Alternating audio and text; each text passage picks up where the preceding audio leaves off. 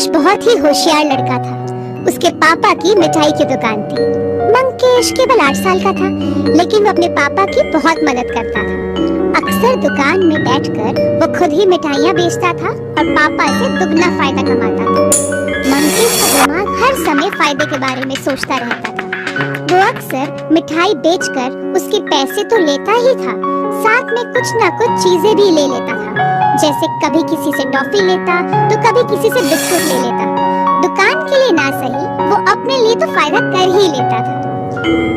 एक दिन उसकी मम्मी और पापा को शहर से बाहर जाना था।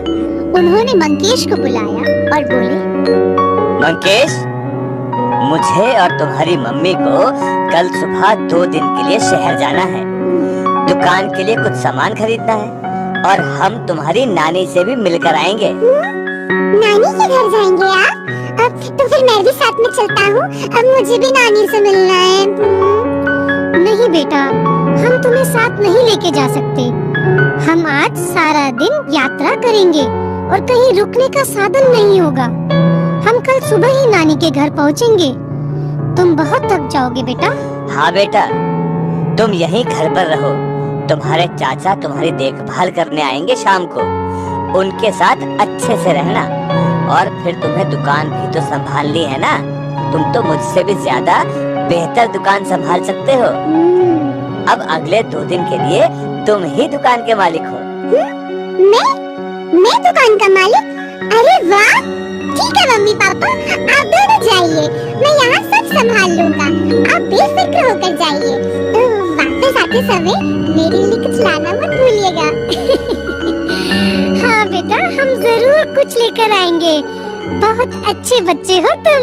अगली सुबह जल्दी ही मम्मी पापा चले गए। मंकेश ने कुछ देर में दुकान खोली। सारा दिन दुकान में बैठने के बाद वो घर आ गया।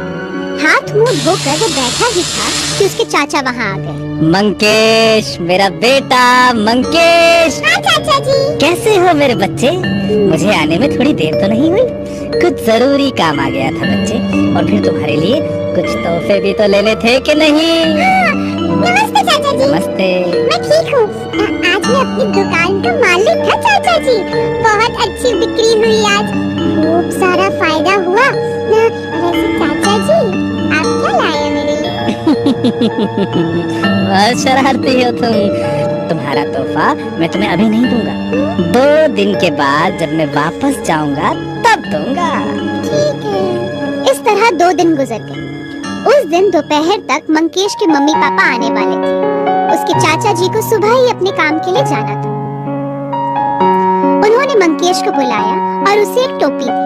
सिर्फ एक टोपी देखकर मंकेश थोड़ा निराश हो गया, लेकिन उसने अपने चेहरे पर दिखाया नहीं। टोपी अच्छी है चाचा जी, धन्यवाद। मैं जानता हूँ तुम क्या सोच रहे हो, लेकिन ये मामूली टोपी नहीं है मेरे बच्चे। ये एक जादुई टोपी है। रुको, मैं तुम्हें इसका जादू दिखाता हूँ। ये कहकर चाचा ने टोपी मंकेश के सर पे रखी और फिर उतार दी। टोपी में अब एक सोने का सिक्का था। मंकेश ने जैसे ही वो सिक्का देखा, वो खुशी से उछल पड़ा। चाचा जी, ये तो कमाल है।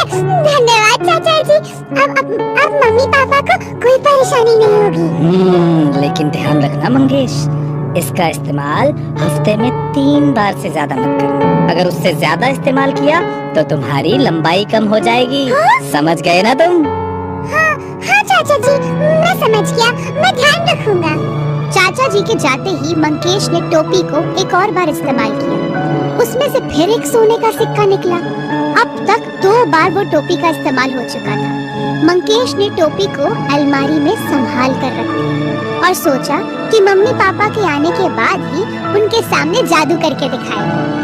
टोपी रख कर वो कुछ देर पढ़ाई करने बैठ गया। उस दिन रविवार था, इसलिए उसे दुकान भी नहीं जाना था। मंकेश पढ़ने तो बैठ गया, लेकिन पढ़ाई में उसका मन नहीं लग रहा था। उसका सारा ध्यान था उस टोपी पर। उसने टोपी को कुछ और बार इस्तेमाल करने का सोचा, लेकिन फिर उसके चाचा जी की बात याद आ गई।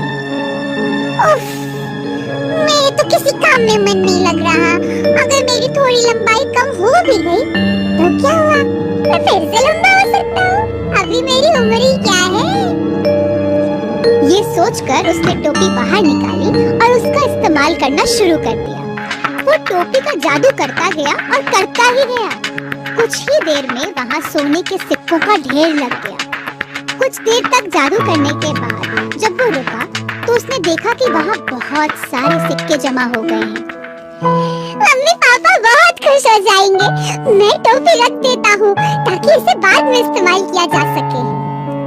मंकेश ने टोपी रख दी और वापस पढ़ने के लिए गया। वो अपनी कुर्सी और मेज के पास गया और कुर्सी पर बैठने लगा। लेकिन ये क्या?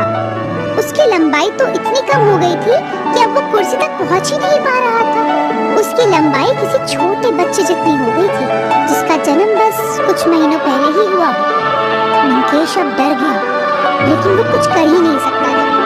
वो सोचता ही रह गया कि क्या अब उसकी लंबाई कभी बढ़ेगी या नहीं। लेकिन बड़े बुजुर्गों ने कहा है ना, अब पछताए होत क्या जब चिड़िया चुग गई थी।